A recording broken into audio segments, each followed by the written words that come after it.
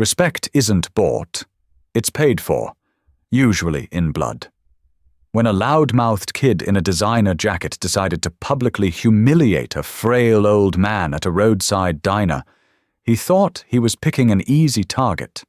He didn't notice the faded fabric sewn into the old man's sleeve. But the heavily tattooed, leather-clad Hell's Angel walking through the door sure did. Some patches mean you survived. Others mean you were the reason the enemy didn't. The Mojave Desert does not forgive, and neither did the sun baking the cracked asphalt outside the Copper Kettle Diner.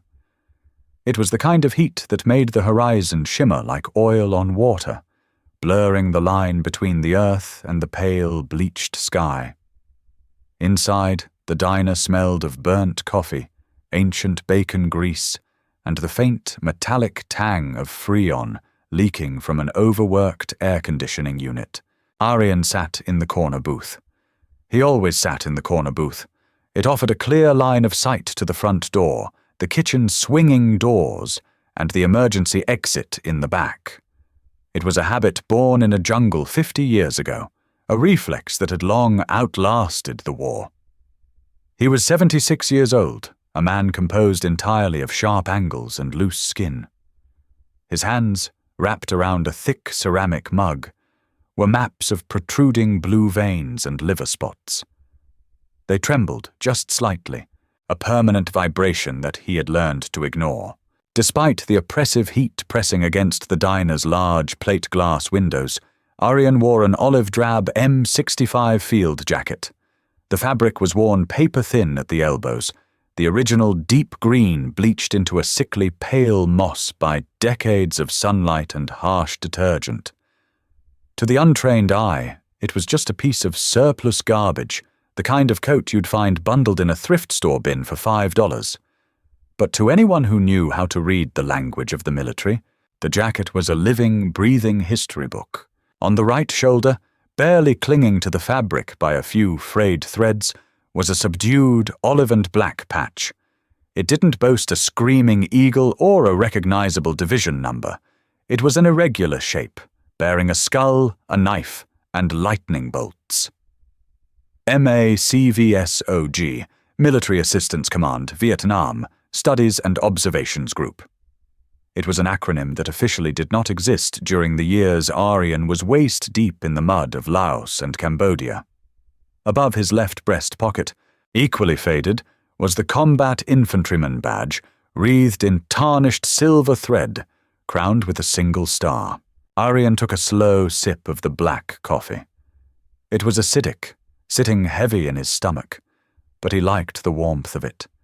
He watched the dust motes dance in the shafts of sunlight piercing the blinds. He liked the quiet. The world outside was loud, fast, and constantly moving, a blur of interstate traffic and temporary problems. Inside the Copper Kettle, time moved at a crawl. "Refill, Artie."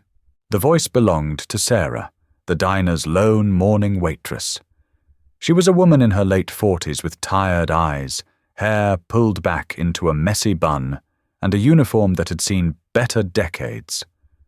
She held a glass pot of coffee, a genuine soft smile cutting through the exhaustion on her face. Aryan looked up. His eyes were a pale, washed-out blue.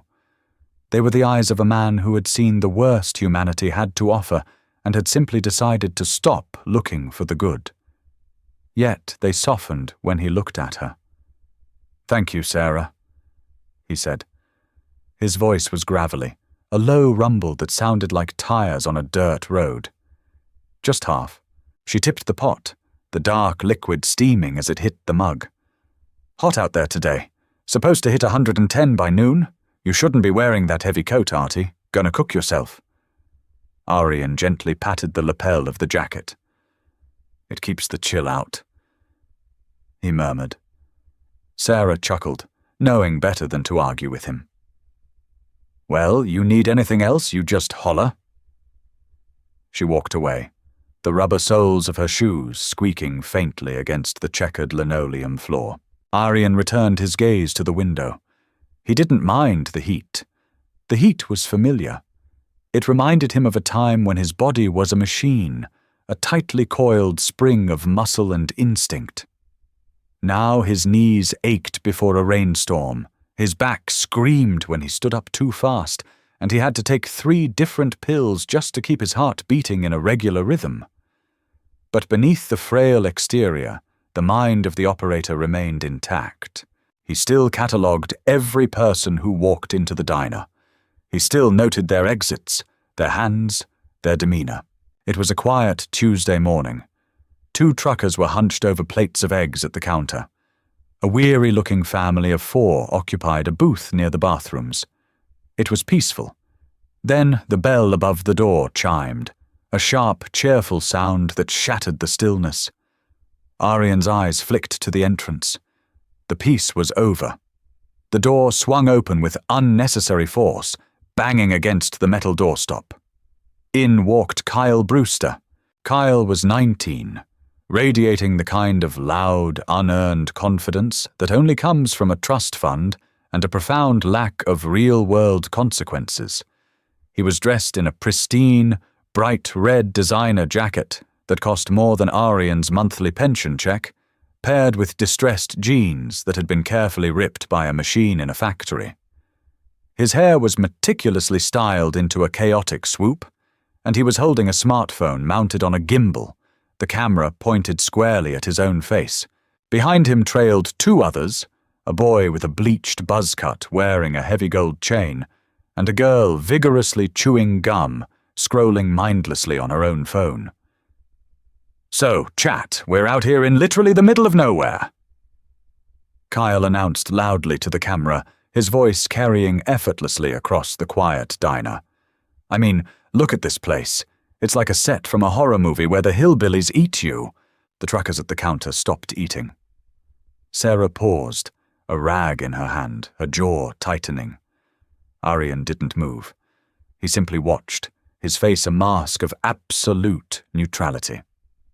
Kyle panned the camera around, capturing the faded decor, the cracked vinyl booths, and the tired patrons. "We needed gas for the beamer, and I was starving, so we're slumming it. Let's see if they actually have edible food or if I'm gonna get food poisoning for the stream." The buzzcut boy snickered. "Bro, smell this place. It smells like old people and failure." Kyle laughed, a sharp, braying sound. He lowered the camera slightly and surveyed the room. The diner was mostly empty, with plenty of open tables in the center and along the opposite wall, but Kyle's eyes locked onto the corner booth. Aryan's booth. It was situated right next to the only working wall outlet, and it had the best natural lighting streaming in from the window. "Yo," Kyle said, snapping his fingers at Sarah. "Waitress, we need that booth. The light over here sucks for the stream." Sarah stiffened. "There are plenty of open tables, sir. You can sit anywhere in the middle." "Nah, the middle's dark," Kyle said dismissively, walking past her without making eye contact. He marched straight toward the corner. Aryan took another sip of his coffee. He didn't tense. He didn't scowl. He just watched the kid approach, his pale blue eyes tracking Kyle's center of mass out of pure, ingrained habit. Kyle arrived at the table and stood over Aryan. He didn't ask. He didn't say, "Excuse me." He just gestured vaguely with his free hand. "Hey man, I need this table. You mind wrapping it up?" Aryan looked at him. Up close, Kyle smelled strongly of expensive cologne and entitlement. Aryan placed his mug down on the Formica table. The ceramic made a soft clink. "There are other tables," Aryan said. His voice was quiet, completely devoid of emotion. Kyle blinked, as if surprised the old man could speak. He looked down at Aryan, taking in the worn-out face, the trembling hands, and the frayed, faded field jacket. A sneer curled the corner of Kyle's mouth. He saw weakness. He saw a nobody. "Yeah, I see them," Kyle said, his tone dripping with condescension. "But I want this one. I need to plug my phone in. And honestly, you look like you've been sitting here nursing that 1 cup of coffee for about 3 hours. Time to move on, Grandpa." "Kyle, just leave him," the girl said from behind, popping her gum. Let's just sit over there." "No, babe, it's the principal."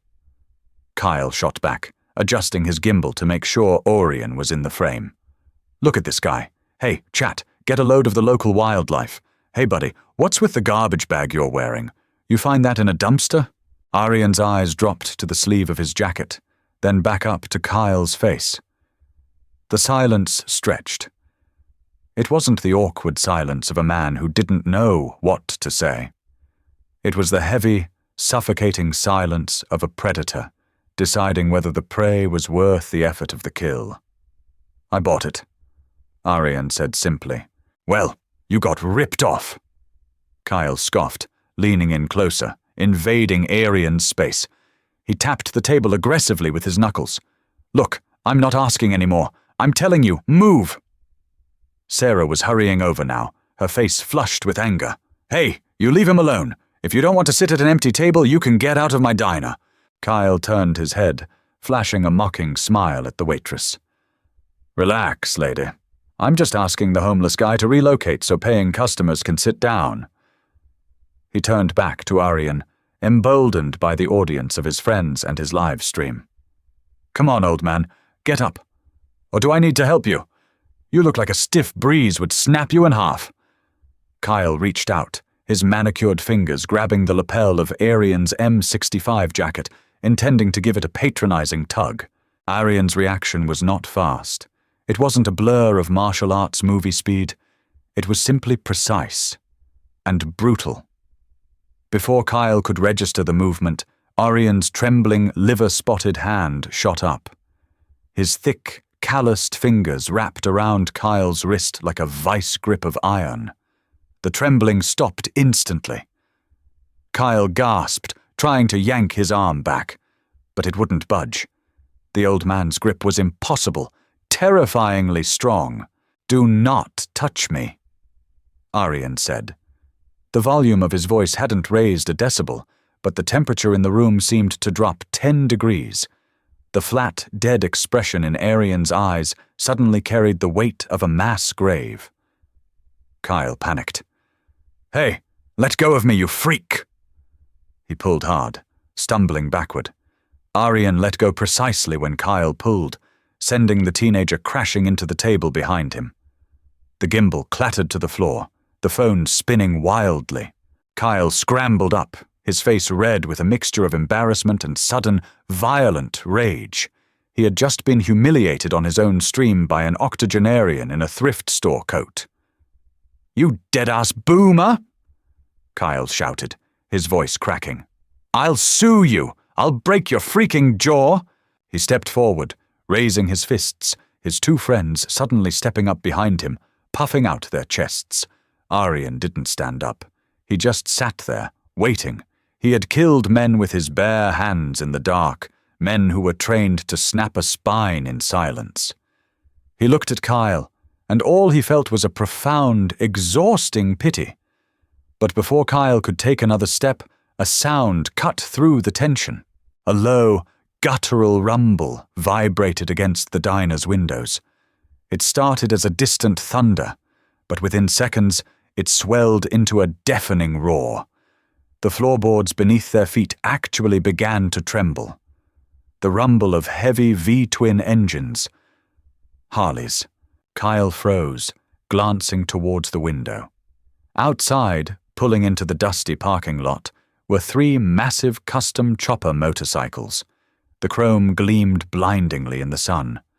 The riders cut their engines almost simultaneously, the sudden silence outside contrasting violently with the ringing in everyone's ears. The heavy wooden door of the diner didn't just open, it was pushed aside like a nuisance. 3 men walked in. They seemed to suck all the remaining air out of the room. They were clad in heavy black leather vests over grease-stained t-shirts, thick denim, and scuffed engineer boots that thudded heavily against the linoleum. Leading the pack was Dane Thompson, known to the state correctional system and the Federal Registry as Grizzly. He was 6'4" and built like a brick wall that had survived an artillery strike. A thick, untamed beard peppered with grey hid the lower half of his face, while a jagged scar ran from his left temple down into his collar line. But it was the back of his vest that commanded the absolute, terrifying attention of the room. The curved top rocker, written in blood-red lettering bordered in white. The center patch, a winged skull wearing a motorcycle helmet. The death head. The bottom rocker detailing their territory, Hell's Angels. The diner went dead silent. The truckers at the counter looked down at their plates. Sarah froze behind the register. Even Kyle's friends shrank back, suddenly trying to make themselves as small as possible. Dane didn't look at anyone. He didn't have to. The aura of violence that surrounded him and his brothers was a physical pressure in the room.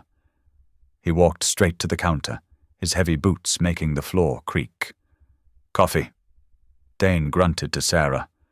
"Black. 3 of them." Yes, sir," Sarah stammered, her hands shaking slightly as she grabbed the mugs. Dane leaned against the counter, crossing his massive arms. His eyes lazily scanned the room, taking in the scene. He saw the overturned chair.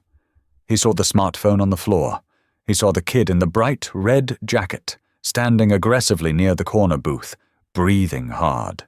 Kyle, fueled by adrenaline and a complete failure of situational awareness, couldn't let it go. He turned back to Aryan, pointing a trembling finger. "You're lucky, old man. You're lucky they walked in. But you're paying for my phone if it's broken. You hear me? You assaulted me!" Dane's brow furrowed. He turned his head slowly, looking at the kid. Then his gaze shifted past Kyle to the man sitting in the booth. He saw Aryan. He saw the trembling hands resting on the table. He saw the sunken cheeks. Then Dane's eyes locked onto the faded green jacket. For a man like Dane, a vest or a jacket wasn't just clothing. It was a resume. It was a history. Every patch he wore on his leather cut had been bled for, fought for, and earned through immense sacrifice. He understood the sanctity of the patch. His eyes tracked to Aryan's right shoulder. The light hit the frayed threads just right. The skull, the knife, the lightning bolts, MACVSOG. Dane's posture instantly changed. The lazy, intimidating slouch vanished. His back straightened. The muscles in his jaw tightened. Dane wasn't just a biker. Long before he put on the death head, he had worn the uniform. He had done 2 tours in Fallujah with the Marines. He knew military history. He knew what SOG was. He knew that the men who wore that patch were ghosts. They were the men who were dropped behind enemy lines into Laos and Cambodia, heavily outnumbered, with no official existence and no backup.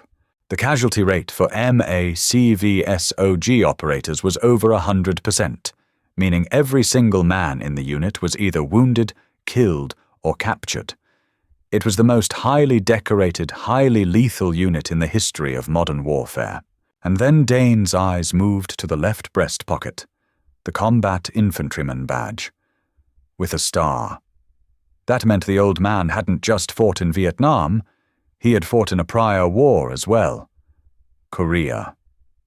Dane looked back at Aryan's face. Aryan was looking right back at him. There was no fear in the old man's eyes, just a quiet, knowing acknowledgement between 2 men who understood the extreme boundaries of human violence. "Hey, are you deaf?" Kyle barked, taking a step closer to Aryan, completely oblivious to the massive biker at the counter. "I said you're paying for my screen!" The sound of Dane's heavy boots stepping away from the counter was like a gunshot in the quiet diner. "Kid," Dane said. His voice wasn't loud, but it possessed a baritone depth that rattled the coffee cups on their saucers. Kyle spun around, finally registering that the giant wall of leather and muscle was speaking to him. "What?" Kyle snapped, his bravado writing checks his body had absolutely no way to cash. Dane walked slowly toward the corner booth. His 2 brothers fell in step behind him, fanning out slightly.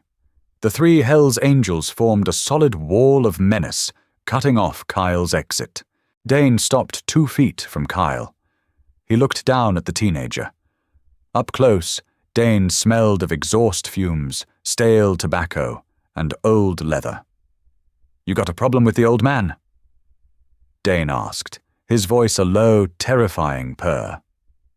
Kyle swallowed hard, his eyes darting to the massive death head patch on the vest of the man flanking Dane. He grabbed me! He assaulted me! Look at my wrist!" Kyle held up his arm. Dane didn't look at the wrist. He kept his dark, intense eyes fixed on Kyle's face. "Is that right?" "Yeah," Kyle said, gaining a sliver of confidence, thinking maybe these bikers hated old people too. "He's just some homeless crazy dude. I just asked for the table for my stream, and he freaked out." Dane slowly turned his head to look at Arian. Arian hadn't moved. "You homeless, Pop?" Dane asked gently. "No," Arian replied, his voice calm. Dane turned back to Kyle. "He ain't homeless, and he ain't crazy. Whatever." Kyle scoffed, rolling his eyes. "He's wearing literal trash. Just look at that stupid jacket." The air in the diner vanished. The 2 bikers behind Dane visibly tensed, their hands dropping to their sides. Sarah gasped softly. Dane closed his eyes for a brief second, as if praying for patience he knew he didn't possess. When he opened them, the casual menace was gone, replaced by a cold, focused fury. "That jacket," Dane said, stepping so close to Kyle that the brim of his baseball cap brushed the kid's forehead, "is worth more than your entire bloodline." Kyle stepped back, his back hitting the edge of the table. What?" Dane reached out with a hand the size of a frying pan and grabbed the front of Kyle's expensive red designer jacket, bunching the fabric up in his fist. He didn't yell. He didn't scream. He spoke in a whisper that carried across the room. "Do you know what that patch is, you little parasite?" Dane hissed, his eyes locked onto Kyle's terrified face. "Do you have any concept of what that man did so you could stand here and cry about your cell phone?" Kyle was paralyzed, his mouth opening and closing soundlessly. "That man," Dane continued, his grip tightening until the seams of Kyle's jacket began to pop, "is a ghost. He went into the jungle where boys like you would have died of fright before the bullets even started flying. He killed the monsters in the dark." Dane shoved Kyle backward. The teenager stumbled, falling hard onto his backside on the linoleum. Dane stood over him, blocking out the light. "Now, you're going to pick up your little camera, you're going to apologize to the gentleman, and then you and your friends are going to leave this diner, get in your car, and drive until you hit the ocean. Because if I see your face in this county again—" Dane leaned down, his voice dropping to a demonic whisper. "You're going to find out exactly what kind of monsters we are." Kyle did not stand up with dignity. He scrambled backward, his palms slapping against the dirty linoleum, his designer sneakers slipping uselessly as he tried to find traction. He looked like a cornered animal, the manufactured bravado of his internet persona completely stripped away by the sheer crushing reality of the man standing over him. His phone, the expensive gimbal cracked and sparking faintly, lay near the leg of the table. Kyle lunged for it, snatching it up as if it were a lifeline. "Sorry," Kyle choked out. The word barely made it past his vocal cords. He didn't look at Arian. He couldn't. He looked at the floor, at Dane's heavy, scuffed boots, anywhere but the pale blue eyes of the old man he had just threatened. "I'm sorry." Dane didn't move. He simply pointed a thick, calloused finger toward the glass door. Kyle's friends were already there. The girl with the gum had swallowed it, her face pale, holding the door open. The buzzcut kid was already halfway to the white BMW parked outside. Kyle scrambled to his feet, practically tripping over a chair in his haste to escape the oppressive gravity of the corner booth. He shoved past the waitress, burst through the door, and broke into a dead sprint. 10 seconds later, the BMW's engine roared to life. Tires shrieked against the sun-baked asphalt, kicking up a thick cloud of white dust as the car tore out of the parking lot, merging recklessly onto the highway. They didn't look back. Inside the copper kettle, the heavy silence returned. It was different now, though. The tension of an impending fight had evaporated, replaced by a strange, hollow quiet. The dust motes continued their slow dance in the sunlight. The air conditioning unit rattled on its rusted mounts. Dane stood in the aisle for a long moment, watching the dust settle outside the window. He let out a slow, heavy breath, his massive shoulders dropping a fraction of an inch. The feral, violent edge that had radiated from him just moments before slowly receded, tucked back away into whatever dark corner he kept it. He turned around. His two brothers, massive men clad in leather and ink, gave him a brief, silent nod before turning and walking back to the diner counter. They took their seats, their backs to the room, creating an impenetrable wall between the front door and the corner booth. Dane didn't join them right away. He took a slow step toward Aryan. The menacing biker swagger was gone. In its place was the measured, deliberate posture of a subordinate approaching a commanding officer. He stopped at the edge of the booth. Up close, Dane could see the map of wrinkles on Aryan's face, the slight tremor in the hands resting on the formica. He saw the toll that time took on a body, even a body that had once been hardened steel. "Sir," Dane said softly. Aryan looked up. The flat, dead stare was gone. His pale eyes were tired, deeply exhausted by the confrontation. But they were clear. "I had it handled," Aryan said. His voice was gravelly, quiet but steady. A faint, respectful smile tugged at the corner of Dane's mouth, hidden beneath the thick, graying beard. "I know you did. I just didn't want to see you break a sweat on garbage." Aryan looked down at his right hand. The fingers were vibrating again, the adrenaline crash beginning to set in. He slowly curled his hand into a fist, forcing the tremor to stop. "I appreciate the intervention." Dane extended a massive hand. Across his knuckles, faded green ink spelled out HOLDFAST. Dane, 1st Battalion, 8th Marines. Fallujah, 2004. Aryan looked at the hand. He reached out and gripped it. His grip was frail now, bone against heavy muscle, but the pressure was deliberate. "Aryan, MA, CVSOG, Command and Control North, 68 to 70. Dane's eyes widened slightly at the specific designation. CCN. That was the deepest part of the Shadow War. "Christ," Dane muttered, shaking his head slowly. "You boys wrote the book. We were just reading the Cliff's notes." Aryan withdrew his hand, resting it back against the warmth of his coffee mug. "It's all the same book, just different chapters." "Can I buy your lunch, Aryan?" Dane asked, gesturing vaguely toward the counter. "Coffee? Anything?"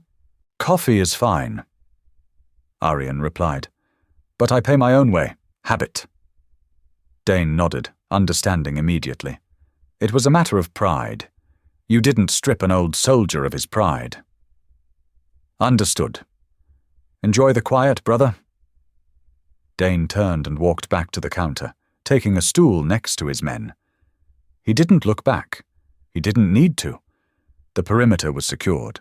The adrenaline left Aryan's system like a receding tide, leaving behind a profound, aching fatigue in his joints. He leaned back against the cracked vinyl of the booth, closing his eyes for just a moment. He hated when the past bled into the present. He spent most of his days meticulously keeping the door to his memory locked, but the kid's aggression, the sudden spike in his heart rate, the familiar grip of a hostile wrist, it had rattled the hinges. Behind his closed eyelids, the bright diner faded. It was raining. It was always raining. The drops hitting the broad, waxy leaves of the jungle canopy sounded like 1,000 tiny snare drums. The mud was thick, sucking at his boots, threatening to pull him down into the earth. He smelled cordite. He smelled rotting vegetation. He smelled copper. The radio on his back was a dead weight, the handset slick with rain and sweat. They had been moving for 3 days. No sleep. 6 men against an entire NVA battalion somewhere near the Aishau Valley. The silence wasn't peaceful. It was a weapon. The enemy was using it to hunt them. Aryan opened his eyes sharply. The vision dissolved, replaced by the faded yellow walls of the copper kettle. He took a deep, shuddering breath, his chest expanding painfully against the fabric of the old field jacket. He was here. He was safe. The war was 50 years gone. He looked over at the counter. The 3 Hells Angels were eating plates of eggs and bacon. They ate in silence, their massive frames hunched over the low counter. They looked like outlaws. They were outlaws, men who lived outside the boundaries of polite society, men who operated on violence and a strict, unforgiving brotherhood. Yet Aryan felt a strange kinship with them. When he came back from the jungle in 1970, there were no parades, there was no recognition. His unit officially didn't exist, which meant his medals were awarded in secret, locked away in a drawer he never opened. Society had looked at him, at his hollow eyes and his flinching reflexes, and decided they didn't want to know what it took to keep them safe. They wanted the peace, but they despised the men who had done the killing to buy it. These bikers, they understood that alienation. They wore their alienation like armor. The young kid with the camera had looked at Aryan and seen a disposable, broken old man. Dane had looked at him and seen a survivor. He had read the patch, not the wrinkles. Sarah, the waitress, appeared silently at his table. She didn't have the glass pot this time. She held a fresh, steaming ceramic mug and a small plate with a slice of cherry pie. She set them down gently in front of him. "I didn't order the pie, Sarah," Aryan said softly. "I know," Sarah replied, her eyes lingering on the heavy bikers at the counter, then back to Aryan. "It's on the house, Artie. The big guy, he already paid your tab. Slipped a 50 under his saucer and told me to keep the change and keep your cup full." Aryan looked at the pie. The crust was flaky, the filling a bright, artificial red. It was a small, simple thing. A quiet gesture of respect. "Thank you," Aryan murmured. "No," Sarah said, her voice dropping to a whisper. She touched his shoulder, her fingers light against the faded olive-drab fabric. "Thank you, for whatever it is you did. I don't know the history, Artie, but I know what it looks like when a monster tips his hat to you." She walked away, leaving Aryan alone in the corner booth. He picked up the heavy metal fork. His hand was steady now. He took a bite of the pie. It was overly sweet, masking the bitter taste of the cheap coffee. He ate slowly, savoring the sugar, savoring the quiet. At the counter, Dane finished his meal. He wiped his mouth with a paper napkin, tossed it onto the empty plate, and stood up. The heavy leather creaked. His 2 brothers stood in unison. They didn't walk over to Aryan. They didn't make a show of it. Dane simply paused by the door, adjusted his heavy leather vest, and turned his head slightly toward the corner booth. He caught Aryan's eye. Dane raised his right hand, 2 fingers touching the brim of his faded baseball cap in a crisp, abbreviated salute. It wasn't the sloppy salute of a civilian. It was tight, practiced, and deeply respectful. Aryan stopped chewing. He laid his fork down on the napkin. He didn't salute back. He was out of uniform, and his arms felt like lead. But he offered a single, slow nod. A profound acknowledgement. Dane pushed the door open. The heat of the Mojave rushed in, instantly battling the struggling air conditioner. The 3 massive men stepped out into the blinding sunlight, the heavy wooden door swinging shut behind them with a solid, final thud. Seconds later, The heavy V-twin engines roared to life, shaking the diner windows once more. Aryan sat in his corner booth, listening to the thunder roll away down the highway until it faded completely, leaving nothing but the hum of the refrigerator and the quiet peace of the desert. The cherry pie sat heavy in his stomach, a sugary weight that fought a losing battle against the acidic black coffee. Aryan sat in the corner booth for another 45 minutes. He did not rush. Rushing was for people who had somewhere to be, someone waiting for them, or a deadline to meet. Aryan had none of those things. His schedule was dictated only by the rising and setting of the sun, and the dull, persistent throbbing in his joints that told him when it was time to move and when it was time to rest. Finally, he slid out of the booth. His knees popped, a dry, bony sound akin to snapping dry twigs. He reached into the pocket of his faded M65 field jacket, his rough fingers bypassing a heavy brass Zippo lighter he hadn't fueled in 20 years, and pulled out a crisp, folded $5 bill. He smoothed it out on the table, placing the heavy ceramic mug squarely over the face of Abraham Lincoln. Sarah was wiping down the counter near the register. She watched him approach. "You leaving that $5 on the table, Artie?" she asked, her hands pausing on the rag. "I told you, the big guy took care of it." "The big guy paid for the coffee." Aryan replied, his voice a low, gravelly rasp. "The $5 is for you, for putting up with the noise." Sarah offered a soft, tired smile. She didn't argue. In the 5 years Aryan had been coming to the Copper Kettle, she had learned that arguing with him was like trying to push a cinder block up a muddy hill. "Drive safe, Aryan. The heat's getting mean out there." Aryan pushed through the glass door. The Mojave heat hit him like a physical blow. It was a dry, oppressive furnace that instantly sucked the moisture from his eyes and the breath from his lungs. The air shimmered above the cracked asphalt of the parking lot, distorting the shapes of the few remaining cars. He walked slowly toward the far edge of the lot, where a sun-bleached 1988 Ford F-150 sat baking in the dirt. The truck was the color of rust and faded denim. It had no air conditioning, no radio antenna, and the suspension groaned in agony every time the driver's side door was opened. Aryan pulled the heavy metal handle. The hinges screamed. Sliding onto the cracked vinyl bench seat, Aryan let out a slow, controlled breath. The cab was an oven, smelling of ancient dust, baked plastic, and engine oil. He rolled the window down manually, the gears grinding inside the door panel. He shoved the key into the ignition and turned it. The engine sputtered, choked, and then roared to life with a loud, uneven idle. It sounded terrible, but it ran. That was all he required of it. Aryan threw the truck into gear and pulled out onto the long, straight ribbon of two-lane highway.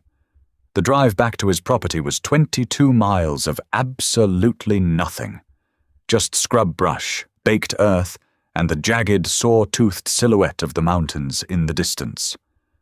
Aryan drove with both hands on the steering wheel, his eyes scanning the horizon. His mind, despite his best efforts, drifted back to the kid in the red jacket. Kyle. Aryan didn't feel anger toward the boy. Anger required energy, and Aryan harbored a deep, profound exhaustion that penetrated all the way to his marrow. What he felt was a sterile, cynical pity. He had seen young men with that same loud, arrogant bravado before. He had seen them in the staging areas in Da Nang. The loud ones, the ones who boasted and puffed out their chests, were always the first to break when the tree line erupted in muzzle flashes. The bravado was just a thin, brittle shell masking a terrifying hollow space inside. The kid in the diner lived in a world without physical consequences. He existed through a glass lens, performing for an invisible audience, believing that the screen protected him from the rough edges of reality. He thought words were just sounds you made to get attention. Aryan knew the truth. Reality wasn't a screen. Reality was the sickening crunch of bone, the copper smell of blood in the dirt, the terrifying, deafening roar of a firefight in a place where no one was coming to save you. Dane knew it, too. That was the silent language they had spoken in the diner. Aryan turned off the paved highway onto a rutted, washboard dirt road. The truck rattled violently, throwing a massive plume of white dust into the air behind him. 2 miles down this road sat his home. It was a single-wide trailer resting on cinder blocks, shielded by a rusted corrugated tin roof that extended over a small wooden porch. There was no lawn, just hard-packed earth and a few stubborn weeds. A solitary skeletal Joshua tree stood near the front, throwing long, twisted shadows across the dirt. He parked the truck, the engine ticking loudly as it cooled. Aryan stepped out and walked up the 3 wooden steps to the porch. He unlocked the flimsy metal door and stepped inside. The trailer was dark, the blinds drawn tight against the sun. It was impeccably clean. The linoleum floor was swept.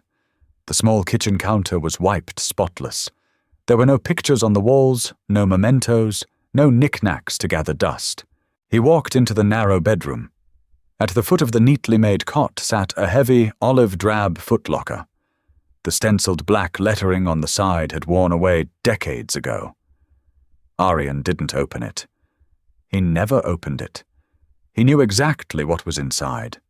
A folded flag, a shadow box containing a silver star, 3 bronze stars, a purple heart, and a handful of unit citations that officially did not exist. There were no photographs. He didn't need photographs to remember the faces of the men he had left behind in the mud. They visited him every night when he closed his eyes. Aryan took off the field jacket, moving deliberately, his shoulders aching as he slipped his arms from the sleeves. He hung it carefully on a wooden hanger in the small closet, treating the frayed, worthless fabric with the reverence of a holy relic. He walked to the small bathroom, splashed cold water on his face, and looked in the mirror. He saw an old man, a relic, a ghost haunting his own life. He dried his face with a rough towel, walked back into the small living area, and sat down in a worn armchair. The silence of the trailer was absolute. It was a heavy, suffocating quiet. But Aryan preferred it to the noise. He closed his eyes, controlling his breathing, and waited for the day to end. The world, however, does not respect a ghost's desire for silence. Kyle's livestream had not simply vanished into the ether when his phone hit the floor of the Copper Kettle Diner. It had been captured, recorded, clipped. By the time Aryan was sitting in his quiet trailer listening to the wind rattle the tin roof, the footage was already tearing through the digital landscape like a wildfire in dry brush. The internet is a cynical, ravenous beast, always hunting for a villain to crucify and a hero to elevate. Kyle's profound arrogance, framed perfectly against Aryan's stoic, silent dignity, was the perfect kindling. The clip started with Kyle mocking the homeless boomer and insulting the jacket. It showed Aryan's impossibly fast, iron grip on Kyle's wrist. It captured the sheer, satisfying terror on Kyle's face when the 3 massive Hell's Angels blocked his exit. And it captured every single word of Dane's cold, terrifying speech. That jacket is worth more than your entire bloodline. Within 24 hours, the video had amassed millions of views across multiple platforms. Commentary channels broke it down. Military forums analyzed the blurry, pixelated image of Aryan's patches, instantly verifying Dane's claim. The MACVSOG designation sent waves of reverence through veteran communities. The Combat Infantryman badge with a star cemented his status. The internet did what the internet does. It weaponized its attention. Kyle's social media accounts were obliterated. His sponsors dropped him within hours. His comment sections became a toxic wasteland of death threats, mockery, and intense public shaming. He locked his accounts, changed his phone number, and went into hiding, learning a brutal, crushing lesson about the consequences of broadcasting his own hubris. But the internet's attention is a double-edged sword. It didn't just punish Kyle, it sought to reward Arian. 3 days later, Arian drove his rattling Ford F-150 back down the highway towards the Copper Kettle. It was a Friday. The routine dictated he get his coffee and eggs. As he pulled into the cracked asphalt lot, his pale blue eyes narrowed. The parking lot was usually desolate at this hour. Today, it was full. There were easily a dozen cars, 2 pickup trucks draped in aggressive, patriotic decals, and a sleek white van with a local news station's logo plastered on the side. A young man with a microphone was standing near the entrance, adjusting his earpiece, while a cameraman framed the shot against the diner's faded sign. Arian stopped his truck at the edge of the lot, letting the engine idle roughly. He didn't know what was happening, but every survival instinct ingrained in his nervous system screamed at him to back away. This was a disruption. This was noise. This was a perimeter breach. He sat there for a long minute, his hands gripping the steering wheel. He could just put the truck in reverse. He could drive back to the quiet, suffocating heat of his trailer and eat a can of beans. He didn't need the coffee, but doing so felt like retreating. Arian had never retreated in his life. He killed the engine, stepped out into the heat, and pulled the M65 field jacket a little tighter around his shoulders. He walked towards the door, his steps slow, measured, and entirely silent, despite his heavy boots. As he approached, a man leaning against a pickup truck spotted him. The man's eyes went wide. He pointed a finger. "Holy hell, that's him! That's the guy!" The news reporter whipped his head around. The cameraman scrambled to hoist his rig onto his shoulder. Suddenly, a small crowd of people began to move toward Arian, holding up their smartphones, their faces stretched into eager, artificial smiles. Sir, do you have a minute for Channel 8 News?" The reporter shouted, thrusting the microphone forward, completely invading Arian's personal space. "Can you tell us about the confrontation on Tuesday? How does it feel to be an internet hero?" A woman in a tight t-shirt shoved past the reporter, holding her phone dangerously close to Arian's face. "Thank you for your service. Oh my God, you're a legend. Can I get a selfie?" Arian stopped. He was surrounded. The air was thick with cheap cologne, sweat, and the aggressive, suffocating energy of people desperate for a piece of someone else's moment. He looked at the phones shoved in his face. He looked at the bright, eager eyes of the crowd. They didn't see him. They didn't see Arian, the 76-year-old man whose hands trembled when the weather changed. They didn't see the ghosts he carried. They saw a meme. They saw a digital prop, a weapon they could use to feel good about themselves on the internet. The nausea hit him hard, entirely different from the adrenaline of combat. This was a profound, sickening disgust. "Excuse me," Arian said. His voice was quiet, but it carried the flat, dead tone that had terrified Kyle days prior. The crowd didn't listen. They kept pressing in, shouting questions, demanding his attention, demanding his gratitude for their sudden, performative worship. Arian's jaw tightened. The tremor in his right hand began. He closed his eyes, fighting the overwhelming urge to lash out, to clear his perimeter with extreme prejudice. He could break the reporter's arm in a fraction of a second. He could shatter the cameras. Before he could move, the heavy wooden door of the diner banged open. "Hey, back the hell off!" The voice was shrill, cutting through the noise like a serrated blade. Sarah pushed her way through the crowd, wielding a heavy metal coffee pot like a club. Her face was red, her eyes furious. "Get away from him! All of you, back up right now or I'm calling the county sheriff!" Sarah yelled, shoving the news reporter backward with her free hand. She reached Arian, grabbed his left arm gently, and physically pulled him toward the diner entrance. "But we just want to thank him!" The woman with the phone protested defensively.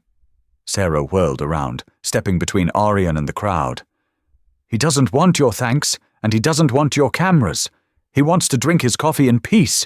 Now get off my property before I start swinging this pot." The crowd hesitated, muttering complaints about their rights and public spaces. But the sheer, ferocious mom energy radiating from the exhausted waitress forced them to step back. Sarah pulled Arian inside and slammed the heavy door, locking the deadbolt with a sharp clack. The diner was mostly empty inside, the regulars having likely been driven off by the circus in the parking lot. Sarah leaned against the locked door, breathing heavily, wiping a strand of loose hair from her forehead. She looked at Arian. He stood perfectly still, his breathing shallow, his eyes fixed on the locked door. The tremor in his hand was violent now. "Sit down, Artie," Sarah said gently, her voice losing its harsh edge. "Corner booth, I've got your coffee ready." Arian didn't move toward the booth. He looked at Sarah, his pale eyes searching her face. "What is this, Sarah? Why are they here?" Sarah sighed, a long, tired sound. The kid, the one from Tuesday. He was recording everything on the internet. The whole world saw what happened, Arian. They saw the bikers. They saw your patches. She gestured toward the window, where the crowd was still lingering, looking frustrated. "They think you're a hero. They want to be close to it." Arian looked out the window at the people holding their phones. His chest felt tight, a heavy band of iron wrapping around his ribs. He didn't want this. He had spent 50 years ensuring he remained a shadow. He had paid for that anonymity with his youth, his peace of mind, and the blood of the men he had buried. The thought that his most sacred private pain was now a piece of cheap entertainment for people on their telephones made him feel physically ill. "I can't stay here," Arian said softly. The gravel in his voice cracked. "Artie, no, you just sit down." "No," Arian interrupted. He turned away from the window. "My perimeter is compromised. I can't stay." He didn't go to the corner booth. He turned and walked toward the emergency exit in the back of the diner, near the kitchens. He pushed the crash bar, stepping out into the blinding heat of the alleyway behind the building. He walked around the perimeter of the building, keeping to the shadows, avoiding the front parking lot entirely. He reached his truck, got in, and fired the loud engine. He drove away, leaving a trail of dust in his wake, knowing with absolute certainty that he could never go back to the corner booth again. The sun hammered the corrugated tin roof of the trailer, turning the small interior into a stifling kiln. Arian sat in the worn armchair, staring at the dust motes suspended in the shafts of light, bleeding through the closed blinds. He had not turned on the television. He had not turned on the radio. He just sat in the suffocating heat, listening to the erratic, heavy thud of his own heartbeat. He had been compromised. In the jungle, when a patrol's position was given away, there were only two options: break contact and evade, or dig in and prepare for the meat grinder. Arian had chosen to evade. He had left the copper kettle, left his sanctuary, and retreated to the only fortified position he had left. But the silence of the trailer offered no comfort today. It felt hollow. It felt like waiting for artillery to fall. 2 days bled into 3. Arian ate cold soup straight from the tin can. He drank tap water that tasted heavily of iron and old pipes. He didn't sleep. Every time he closed his eyes, he didn't see the triple canopy jungle of Laos. He saw the glowing rectangles of smartphones. He saw the ravenous, empty eyes of the crowd in the parking lot, eager to consume a piece of his trauma for their own fleeting entertainment. It was a new kind of ambush, one where the enemy smiled and thanked him for his service while stripping away his dignity. On the afternoon of the 4th day, the silence of the desert was broken. It didn't begin as a roar. It began as a low, rhythmic vibration that rattled the loose window panes of the trailer. Arian's eyes snapped open. He stood up smoothly, the stiffness in his knees temporarily overridden by decades of ingrained survival instinct. He moved to the small, grimy window near the door, keeping his body angled behind the aluminum frame. He parted the blinds with a single, calloused finger. A lone motorcycle was chewing its way up the washboard dirt road, kicking up a massive tail of white dust. Aryan watched intently. He didn't reach for a weapon. He had surrendered his firearms a decade ago, knowing that a mind haunted by ghosts had no business keeping a loaded gun in the dark. Instead, he simply steadied his breathing, evaluating the threat. The heavy chopper rolled to a stop next to the rusted Ford F-150. The engine cut out, and the sudden quiet rushed back in, heavy and expectant. Dane kicked the kickstand down. He was dressed in his heavy leather vest, the death head prominent on his back. He didn't look toward the windows. He didn't shout. He dismounted slowly, his heavy boots crunching against the hard-packed earth. He reached into one of his saddlebags, pulled out a brown paper bag that looked damp at the bottom, and walked deliberately toward the wooden steps of the porch. Aryan let the blinds fall shut. He unlocked the flimsy metal door and opened it, stepping out onto the small, shaded porch. The air outside was an oven, but Aryan barely felt it. Dane stopped at the bottom of the steps. He looked up, his dark eyes scanning Aryan's face, reading the exhaustion etched into the deep lines around his mouth. "Hard man to find, Aryan," Dane said. His voice was a low, steady rumble, stripped of any aggression. "I prefer it that way," Aryan replied flatly. Dane nodded slowly, understanding completely. "Yeah, figured as much, especially after the circus rolled into town." He lifted the brown paper bag slightly. "Brought you something? Figured you might be running low on rations, seeing as you haven't been back to the kettle." Aryan looked at the bag. He didn't move. "I don't need charity, Dane." "Ain't charity," Dane shot back gently. "It's a resupply, from one operator to another. Besides, Sarah made it.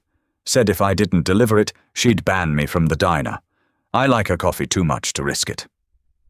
A fraction of the tension drained from Aryan's shoulders. He stepped aside, leaving the doorway open. "Come up." Dane climbed the 3 wooden steps, the wood groaning violently under his massive weight. He walked into the dark, stifling trailer. He didn't comment on the heat. He didn't comment on the absolute lack of decoration or the stark, sterile nature of the living space. He simply walked to the small kitchen counter and set the bag down. 2 slices of cherry pie, black coffee in a thermos. Should still be hot, Dane said, turning to face Aryan. Aryan stood in the doorway, the harsh desert light backlighting his frail frame. "Why are you here, Dane?" Dane leaned against the counter, crossing his thick, tattooed arms. "Because the perimeter was breached, and I know what that does to a man's head." Aryan walked inside, shutting the door behind him. The trailer swallowed them in dim, hot shadow. "They put a camera in my face," Aryan said. His voice was barely above a whisper, carrying a profound, brittle exhaustion. "They called me a hero. They don't know the first thing about what happened in that jungle. They just want a story. They want a parade. I didn't survive to be a parade." Dane's jaw tightened. The grey hairs in his thick beard caught the faint light. "I know, Aryan. People want the romance of the warrior. They don't want the butcher's bill. They like the medals, but they despise the blood on the ribbon. That kid with the phone, he just lit a match. The internet poured the gasoline." "I can't go back there," Aryan said, looking down at his trembling hands. The kettle was quiet. It was just coffee and time. Now it's a spectacle. I lost my corner. A dark, slow smile spread across Dane's face. It wasn't a happy smile. It was the smile of a wolf that had just secured the tree line. "That's why I'm here, Pop," Dane said quietly. "You didn't lose your corner." Dane reached into his pocket and pulled out a heavy brass Zippo. He flipped it open with a sharp clink, staring at the flame for a second before snapping it shut. It was a nervous habit, a tiny release of energy. "You left the kettle on Friday," Dane said. "The news crew stayed in the parking lot for another 3 hours, waiting for you to come back. The local Facebook groups were blowing up. People organizing a thank you rally for Tuesday morning. Complete circus." Aryan closed his eyes. The iron band around his chest tightened again. "So," Dane continued, his voice dropping an octave. "Me and the boys had a chapter meeting. We decided the Copper Kettle Diner is under our official protection now. We made a few phone calls. We paid a visit to the news station manager." Aryan opened his eyes, staring at the massive biker. "You threatened them?" "No," Dane said smoothly, shaking his head. "We just explained the situation. We explained that you are a private citizen. We explained that exploiting a combat veteran for clicks is disrespectful. And we explained that the Hells Angels Motorcycle Club considers the Copper Kettle our designated mourning spot." Dane paused, letting the weight of the words settle. "They got the message. The news van isn't coming back. And as for the locals..." Dane chuckled, a dry, raspy sound. "We posted a prospect in the parking lot. Anyone shows up with a camera looking for the internet hero, they get told, very politely, to get back in their car and drive away. The kettle is clean, Aryan. The perimeter is secure." Aryan stared at Dane. He looked at the heavy leather vest, the terrifying skull patch, the thick scars and faded ink. Society looked at Dane and saw a menace. They saw a criminal. But Aryan saw a man who understood the exact geometry of respect. A man who knew that true honor wasn't loud. It didn't demand an audience. "You didn't have to do that," Aryan whispered. "Yes, I did," Dane replied. "Men like you went into the dark, so men like me had a country to come back to. We take care of our own, even if you wear a different uniform." Dane pushed off the counter. He walked toward the door, his boots heavy on the linoleum. He paused with his hand on the doorknob. "Tuesday morning, Aryan. 700. Your booth is waiting. Sarah's keeping the coffee hot." Dane opened the door and stepped out into the blinding heat. He didn't wait for a thank you. He fired up his chopper, the heavy engine roaring to life, and rode away down the dirt road, leaving Aryan standing in the quiet dimness of the trailer. Aryan looked at the brown paper bag on the counter. He walked over, opened it, and pulled out the thermos. It was warm. He unscrewed the cap and took a sip. The coffee was bitter, strong, and perfect. For the first time in 5 days, his hands didn't tremble. 4 days later, Tuesday morning, 700 hours. The Mojave Desert sun was already baking the asphalt of the Copper Kettle parking lot. Aryan pulled his rattling Ford F-150 into his usual spot. He killed the engine. The silence outside was absolute. There were no news vans. There were no crowds holding up cell phones. Parked near the diner entrance was a single, gleaming Harley-Davidson chopper. Leaning against the wall next to the door was a massive man in a leather cut, a younger biker with a full sleeve of tattoos. He wasn't Dane, but he wore the same death head patch. Aryan stepped out of his truck. He wore his faded M65 field jacket, the frayed MACVSOG patch clinging stubbornly to the right shoulder. He walked slowly towards the door. The younger biker spotted him. The man didn't smile. He didn't ask for a selfie. He simply stood up straight, stepped aside, and pulled the heavy wooden door open for the old man. As Aryan walked past, the biker gave a short, crisp nod of profound respect. Aryan stepped inside. The air conditioning unit rattled weakly. The diner smelled of ancient bacon grease and burnt coffee. It was entirely peaceful. Sarah was behind the counter. When she saw him, her tired eyes lit up, but she didn't make a scene. She simply grabbed the glass pot of black coffee and walked toward the back of the room. Aryan walked to his corner booth. He slid into the cracked vinyl seat. He had a clear line of sight to the front door, the kitchen swinging doors, and the emergency exit. He was secure, Sarah poured the coffee. The dark liquid steamed in the ceramic mug. "Welcome back, Artie," she said softly. "Thank you, Sarah," Aryan replied. His voice was a low, gravel rumble. He wrapped his liver-spotted hands around the warm mug. He looked out the large plate-glass window at the shimmering desert horizon. The world outside was loud, fast, and constantly moving. But here, in the corner booth, under the silent, terrifying watch of the outlaws at the door, the ghosts finally went quiet. Aryan took a slow sip of his coffee, and for the first time in 50 years, he felt like he had finally come home. If this story hit you right in the chest, do us a favor, hit that like button to show your respect for the old-school warriors who walked through hell so we didn't have to. Share this video with someone who understands that real honor isn't loud, and it sure isn't performed for a camera. We drop gritty, grounded stories like this every single week, so make sure you subscribe and ring that bell so you never miss a chapter. Drop a comment below.